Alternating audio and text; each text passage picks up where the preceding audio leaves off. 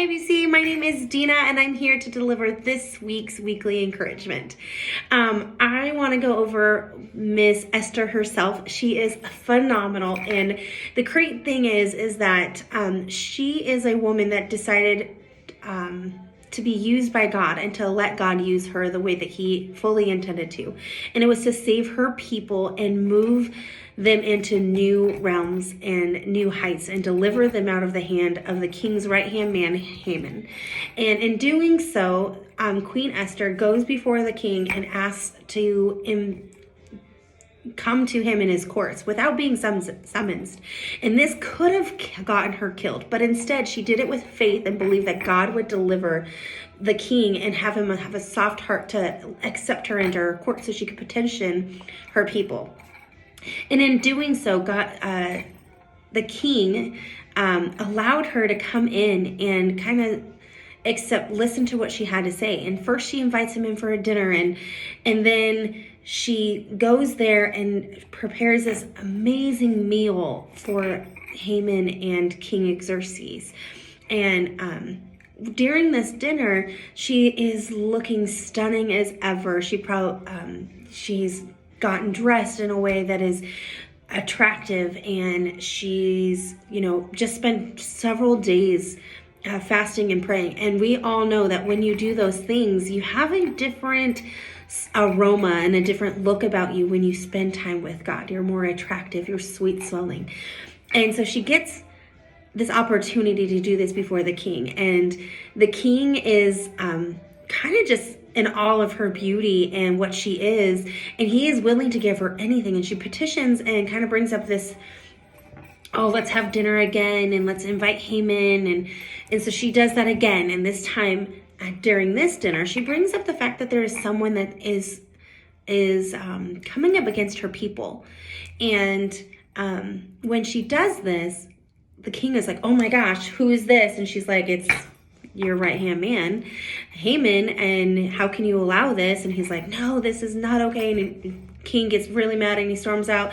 And then when he comes back, he finds Haman begging Esther to save his life and begging him to do something, but it's perceived as something else, like as if he's going after the king's wife. And the king becomes very mad, and all of a sudden he's like, no, let's take care of this. Let's authorize this. Well, if you don't know, every time the king administered a letter with his stamp of approval, his seal of approval, it was kind of like, here it is, and there's nothing you can do about it.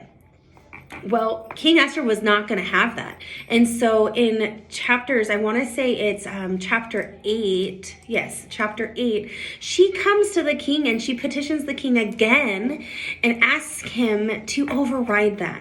And the king knows that he can't. But what he can do is she can write a new letter to override the old law. So we have this new law in place where she gives the Israelites, the Jews, the opportunity to come up and rise above the old law. Now, we have this amazing moment with Jesus where he has overridden the old law for us. But what's really cool is that we are all called to be kings and queens, just like Queen Esther of her time. And she comes in, and in chapter 9, she writes this petition, and it's giving the Jews the right to fight back for their place and to defend themselves and to protect themselves, and so that nobody can come against them. So this letter goes out, it overrides the old law, and Esther comes in and she's like, this is the new law. My people are protected. They get to fight for themselves. And the request granted was to allow 75,000 men to be killed and take their possessions. And she was like, no, not going to happen. So she writes this letter and gets it overridden. And then Esther comes in and she takes her first place as queen and walks in that authority. And she's like, I was called for such a time as this to stand up for my people.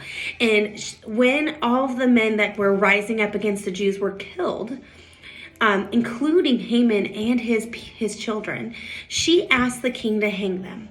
And the reason behind this is, I believe, it's because Haman's son's Hebrew names mean curious self, self-pity, self-sufficient, self-indulgent, humble self, strong self, self-assertive, self-ambition, bold self, dignified self, I'm a superior, and self-righteous.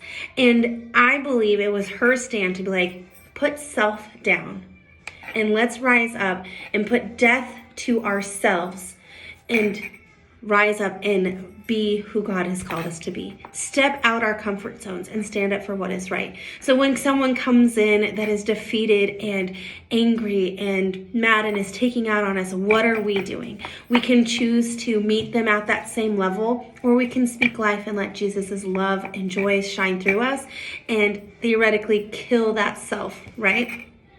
And we can muster up the faith and show God's love and be an example to everyone around us and stand up for what is right and to do what Queen Esther did and kill the selfness of that's out there and be the kings and queens that God called us to be. Mordecai went from rags to riches, and his loyalty to the God and the King was just amazing. So I encourage you to just step up and be who God created you to be, because you're amazing. You got this.